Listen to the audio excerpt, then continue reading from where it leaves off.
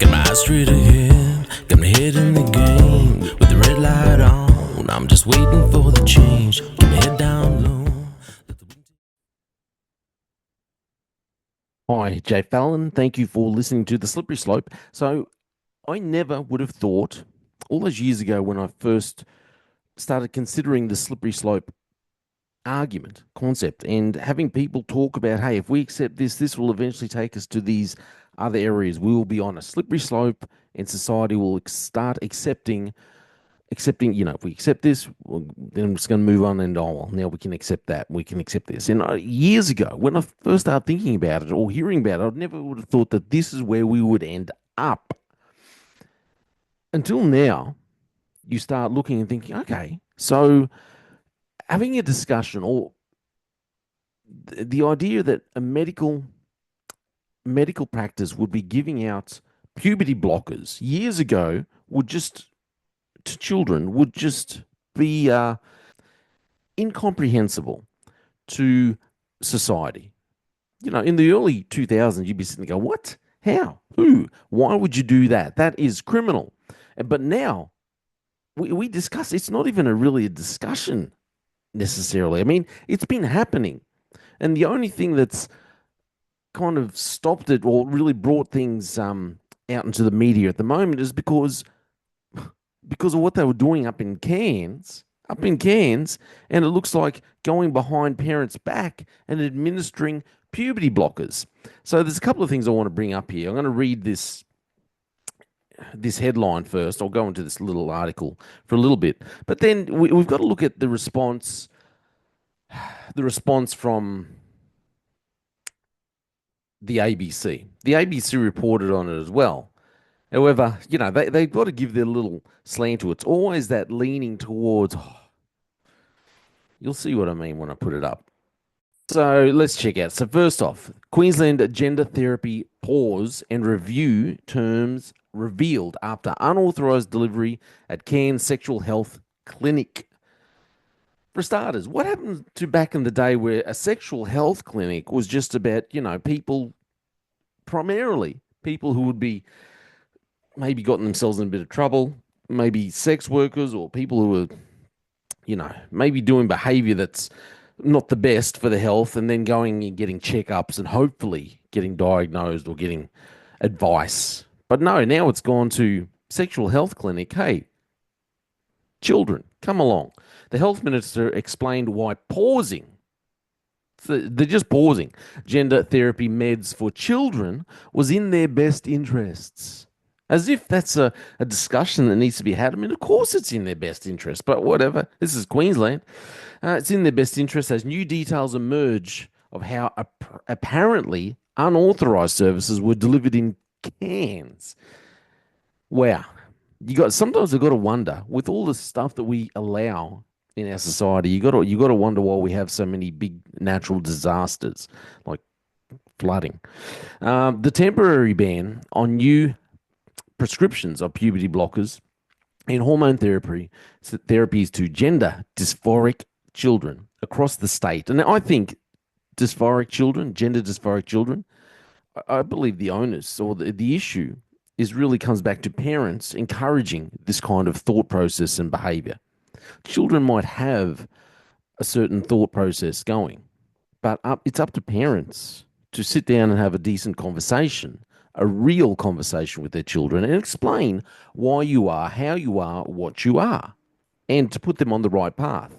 But we have some very silly, I'll be nice, some very silly parenting habits now, where people, I don't know, we've lost all common sense. So Tim Nichols was in Cairns on Wednesday, this happened a week or so ago, to discuss how 3 reviews, a Part 6 clinical review and Part 9 health service investigation into pediatric gender health services provided in Cairns, as well as a broader statewide review of the evidence for hormone therapy treatment for pediatric gender services would progress.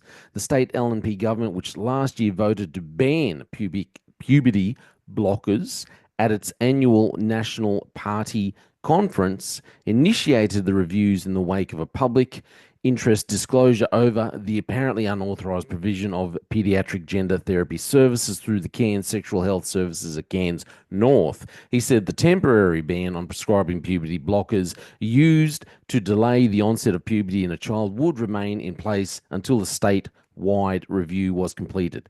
Now, if you look at the real real science, because there's a lot of so-called experts that come out there and tell you they use wordings, phrases like, it's just putting a pause on puberty. That's all we're doing.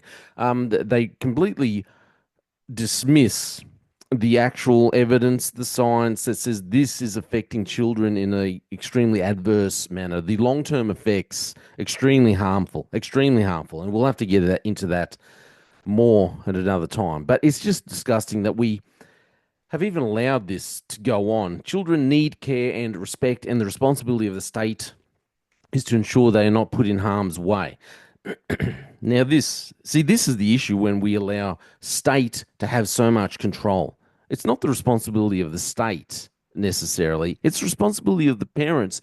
But we as parents have neglected our responsibilities. Too many parents now, the modern parents, rejects their responsibilities, just ignores their responsibilities. And like I said, it's like they've just lost all common sense, the inability to think clearly. Reprobate mind, anyone? Anyway. So Nichols confirmed the estimated 450 to 500 children on the Queensland Children's Gender Service. That is ridiculous. Where are the parents? So any on this service wait list would continue to receive a suite of care. Is this all publicly funded? Why? Why is it publicly funded? Why are we doing this?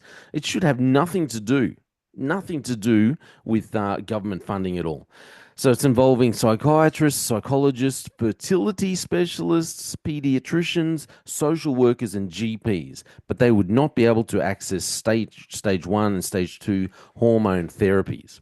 I've heard it talked about how there's a doctor in the US, specialist going around. He's talking to other doctors, other practitioners who are involved in gender therapy, in conversion therapy, all that stuff. And he's warning them, saying, hey guys, in years to come, you're going to end up getting sued to oblivion because it's all going to backfire. And when these children become adults and realize how you have mutilated their bodies, you're going to get sued. You're going to get just completely obliterated, warning these people, but no one seems to be listening.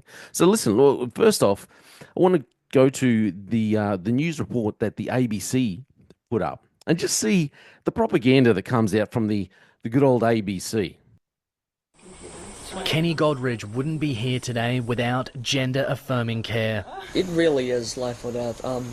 Getting prescribed estrogen, one of the best moments of my life. She wouldn't be able to start that treatment now after a new state government directive. An immediate pause on new public patients receiving hormone therapy for those who are under the age of 18.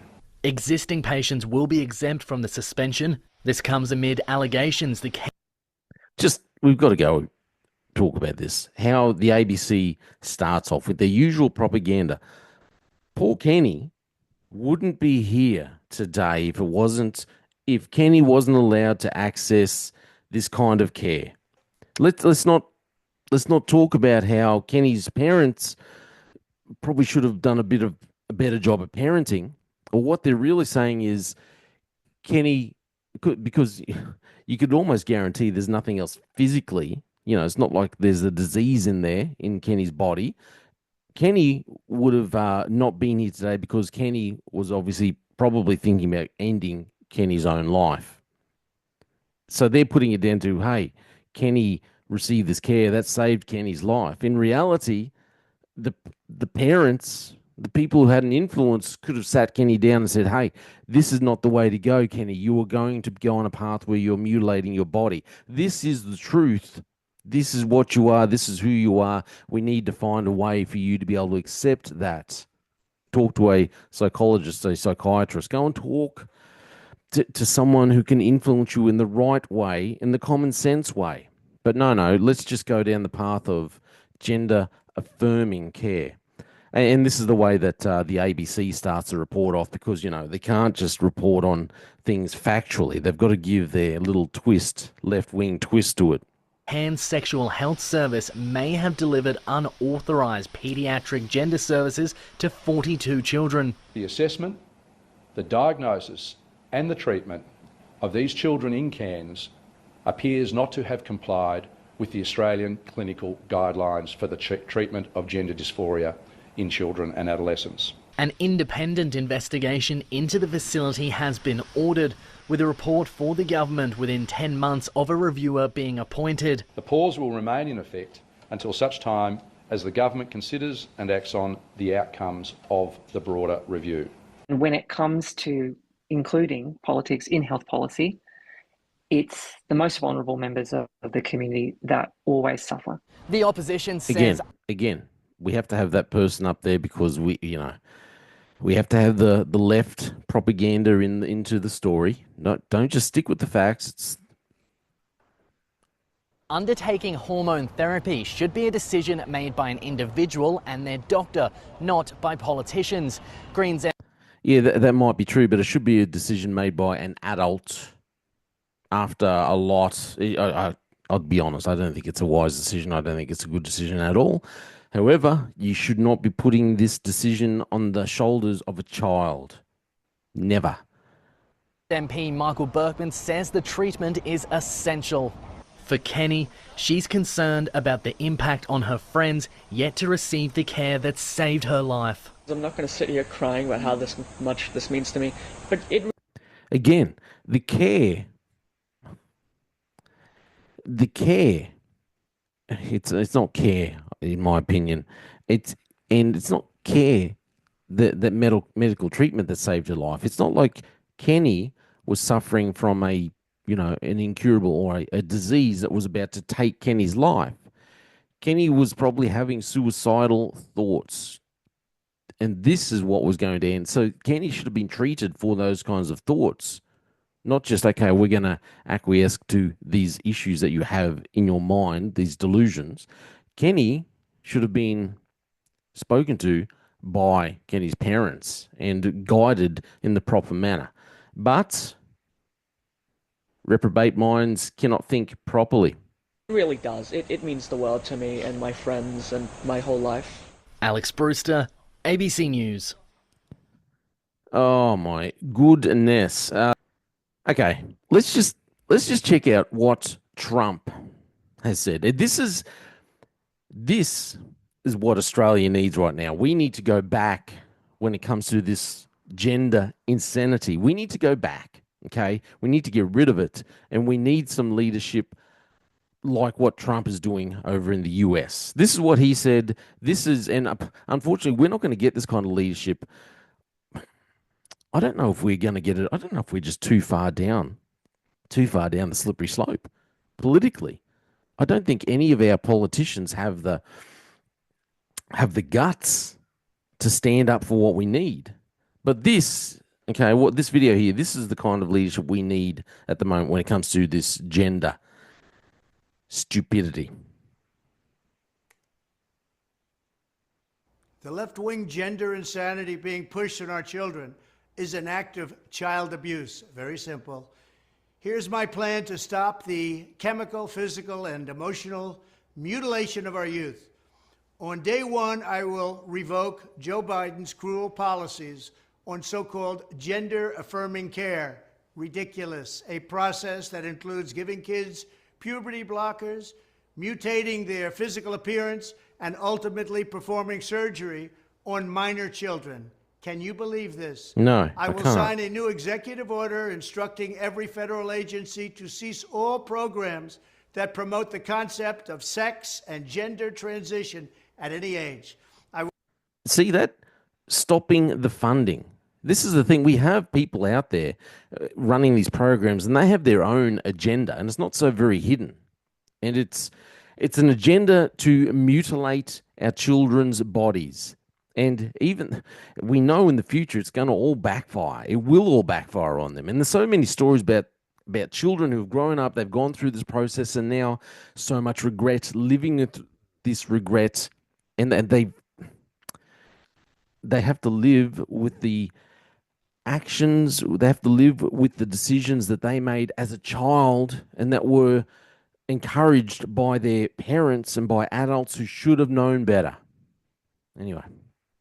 I will then ask Congress to permanently stop federal taxpayer dollars from being used to promote or pay for these procedures and pass a law prohibiting child sexual mutilation in all 50 states. It'll go very quickly.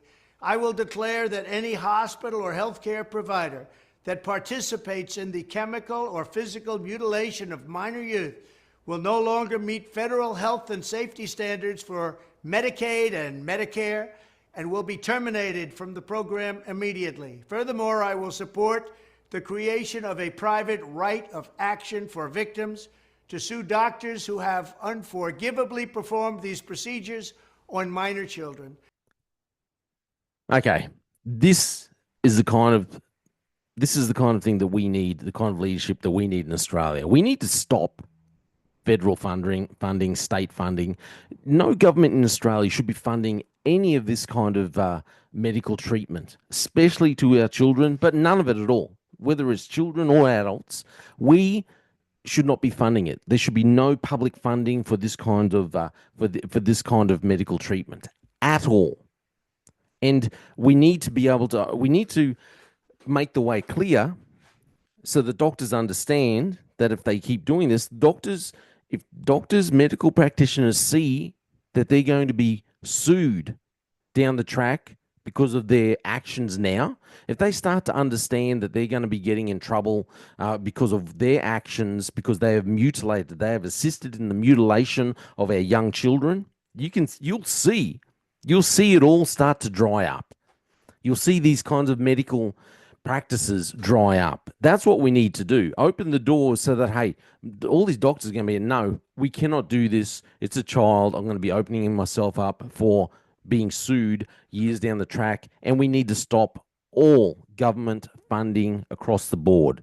Should be none of it. Australia, I don't know if you're on the slippery slope, but we've just lost the flippin' plot with what we do.